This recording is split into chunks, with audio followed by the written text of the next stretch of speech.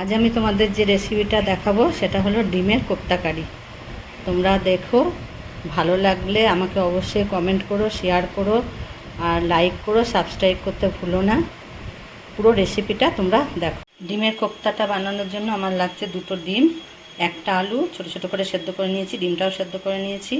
এখানে বেসনের মধ্যে আমি সামান্য 1 চিমটে হলুদ দিয়ে রেখেছি, গরম মশলা গুঁড়ো, গোলমরিচের গুঁড়ো, পেঁয়াজ কুচি, 2টো রসুন, ছোট্ট এক টুকরো আদা, দুটোই ঘষে নিয়েছি, লঙ্কা কুচি। এইটা দিয়ে আমি আর নুন দিয়ে কোপ্তাটাকে এখন মেখে নেব।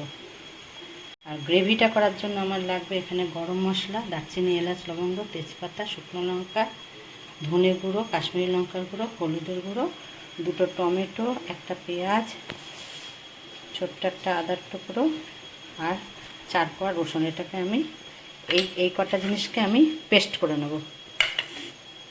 ডিম আলুটাকে গ্রেট করে নিয়েছি, পেঁয়াজ কুচি আর লঙ্কা কুচিটাকে দিয়েছি, এই যে গোলমরিচের গুঁড়ো আর গরম মশলার গুঁড়োটাকে দিয়ে দিলাম, আর এই যে নুন দিচ্ছি একটু,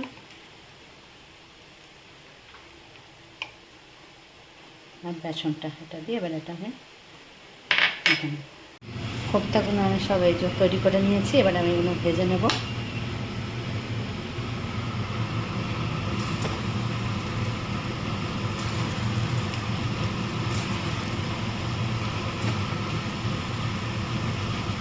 কোপ্তাগুলো ভাজা হয়ে গেছে, তেল গরম বসেছি, যে তেলে ভেজেছি ওটাই বেঁচেছে, ওই তেলেই আমার এটা হয়ে যাবে।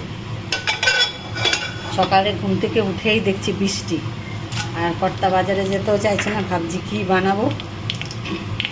তারপরে দেখলাম ফ্রিজে ডিম আছে, ডিমও বেশি ছিল না, সেই জন্য এই রেসিপিটা চিন্তা করে এটাই তাড়াতাড়ি বানাচ্ছি। তোমাদের যদি ভালো লাগে তোমরা কিন্তু আমাকে কমেন্ট অবশ্যই করো। তোমরা দেখো কিন্তু আমাকে কমেন্টও করো না, লাইকও করো না। প্লিজ একটু লাইক কমেন্ট করো। এবারে আমি এতে এই যে বাটা মশলাটা দিয়ে দিচ্ছি, টমেটো, পেঁয়াজ, আদা, রসুন যে বাটাটা রেখেছিলাম। তোমরা যদি বেশি ঝাল খাও এর মধ্যে 2টো কাঁচা লঙ্কাও দিয়ে দিতে পারবে।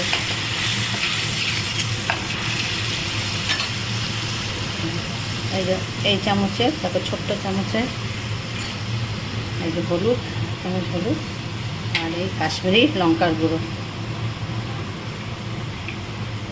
ধনে গুঁড়ো, নুন। এবার এটাকে ভালো করে কষাবো যতক্ষণ না তেল ছাড়বে। মশলাটা আমার কষানো হয়ে গেছে, একটু তেল ছাড়ছে চারিদিকে। এবারে আমি তোমাদের চিনি বলতে ভুলে গেছিলাম, একটু মিষ্টি না দিলে তরকারির স্বাদ ভালো লাগে না, আমি একটু পছন্দ করি, একটু মিষ্টি দিলাম।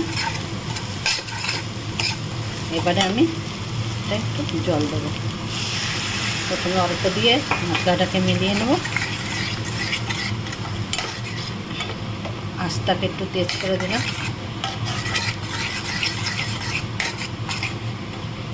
এবারে আমি একটু জল দেবো,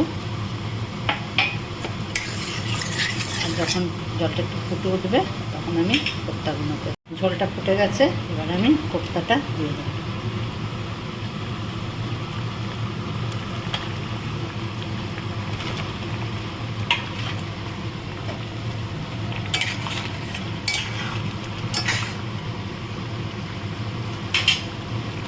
এটা হয়ে গেছে, এটা আমি একটু নামাবার আগে একটু অল্প ঘি দিচ্ছি।